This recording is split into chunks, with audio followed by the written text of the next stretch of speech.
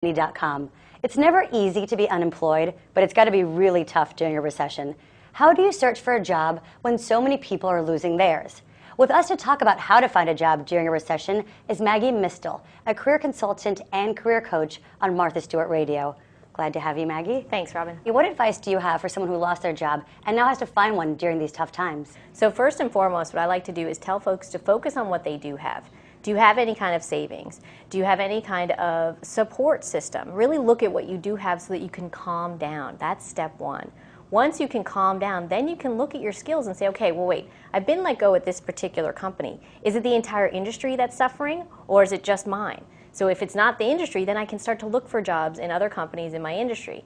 If it's an industry-wide problem, that's a different story. What you want to look for there is, wow, well, am I really good at this? Do I really love what I'm doing? Because at these moments, if you're in a job that you really haven't loved for a long time and you've been let go, it's actually an opportunity.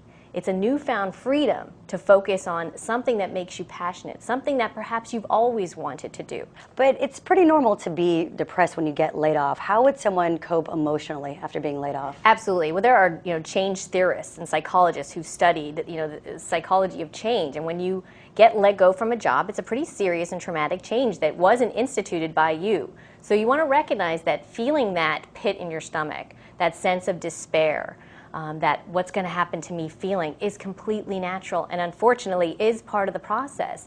Fear, concern, anxiety is something you have to go through. However, you will come out of that depth of despair into the opportunities where you can learn, where you recognize, wait a minute, I've gone through this before. I mean, if you look at the economy and the situations we're in now, 6 years ago, the economy with the terrorist attacks, we had very similar problems with the internet bubble. This is not a new scenario in your career. Recognize that you've made it through these problems before and you will again. But until you kind of go through that feeling of anxiety at first, then you can start to come out of it and see positive opportunities, start to come out, talk to your network, and start to say, I'm looking for something like this. Can you help me? Is there anything else that we could be doing, any other resources that job seekers should know about? I recommend that people seek out a mentor or someone who can, or a career coach, someone who can help them identify their unique gifts and talents, their unique passions, and really leverage those in their career going forward. Because if you truly want job security, you can't rely on your boss to give it to you, you can't rely on your company to give it to you, you can't rely on the economy to give it to you, but you can rely on yourself. And when you play to your strengths and when you do what you love, you're going to be better at it than other people. Another great resource that a lot of people don't take advantage of is their alumni network that they have from their college or university. And alumni services today really recognize that they can provide career value. So if you get back in touch with the university in the alumni services group, they can put you in touch with people maybe for job opportunities or for informational interviews where you can find out about new and different careers.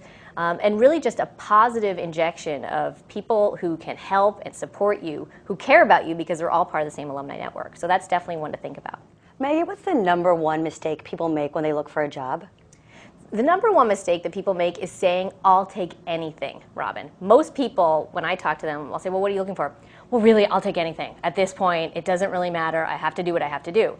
And when you talk to recruiters and hiring managers, that's their worst nightmare. How long should it take for someone to find a job? And at what point, when you're after not finding anything, should you start thinking, you know what, I'm going to change careers, go outside of my field, maybe even move across the country? On average, it takes about 3 to 4 months in a good economy for someone to find a job. So if things are a little tough, especially in your industry, it could take longer. It could take 6 months, it could take a year.